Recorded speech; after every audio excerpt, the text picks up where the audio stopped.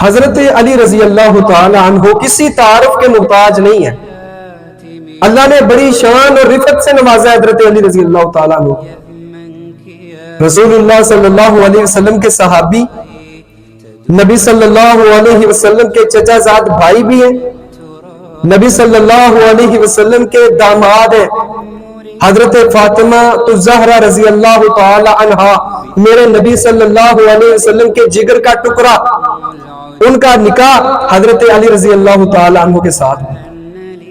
کتنی شان ہے، میرے نبی صلی اللہ علیہ وسلم کے داماد ہیں.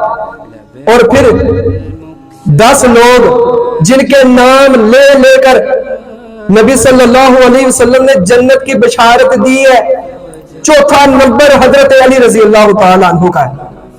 جب بات خلافت راشدہ کی آتی ہے، چوتھا نمبر حضرت علی رضی اللہ تعالی عنہ کا ہے. اور میرے نبی صلی اللہ علیہ وسلم کے زیر کفالت پرورش پانے والے حضرت علی رضی اللہ تعالی عنہ، جن کی تربیت کرنے والے محمد رسول اللہ صلی اللہ علیہ وسلم تھے. اللہ نے بڑی عظمتوں سے نوازا ہے. اور بدر کی لڑائی میں شریک ہونے والے حضرت علی رضی اللہ تعالیٰ عنہ. اور بدر والوں کے لیے میرے نبی صلی اللہ علیہ وسلم نے کیا فرمایا کہ جو مرضی کرو، اللہ نے آپ کے گناہوں کو معاف کر دیا ہے، جو مرضی کر لو. بدر والوں میں شریک ہے حضرت علی رضی اللہ تعالیٰ عنہ.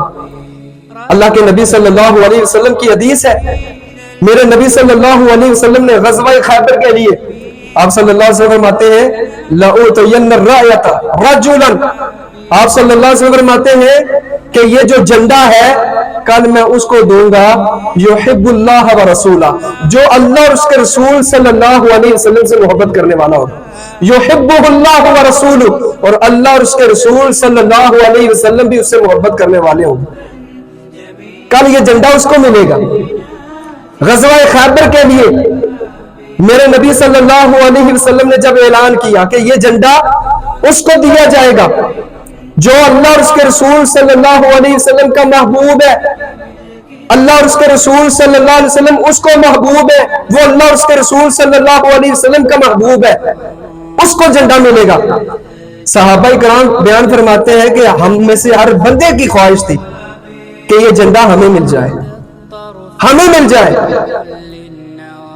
جب کل کا دن آیا، اگلا دن آیا، اللہ کے نبی صلی اللہ علیہ وسلم فرماتے ہیں این علی بن ابی طالب. صحابہ سے پوچھا اے میرے صحابہ علی بن ابی طالب کہاں ہے؟ بلایا جاتا ہے. حضرت علی رضی اللہ تعالی عنہ کی آنکھوں میں درد ہے. میرے نبی صلی اللہ علیہ وسلم جب بلاتے ہیں وہ آئے. رسول اللہ صلی اللہ علیہ وسلم نے اپنا لعاب دہن، اپنا تھوک مبارک آنکھوں پہ لگایا. حضرت علی رضی اللہ تعالی عنہ کی آنکھیں بالکل ٹھیک ہو گئی. رسول اللہ صلی اللہ علیہ وسلم نے جب جھنڈا دیا، کتنا بڑا اعزاز ہے کہ جو انسان اللہ اور اس کے رسول کا محبوب ہے، یہ کوئی تھوڑا بڑا اعزاز نہیں ہے، بہت بڑا اعزاز ہے. کتنی بڑی عظمت ہے کہ جن سے اللہ اور اس کے رسول محبت کرتے ہیں، وہ ہے حضرت علی رضی اللہ تعالیٰ.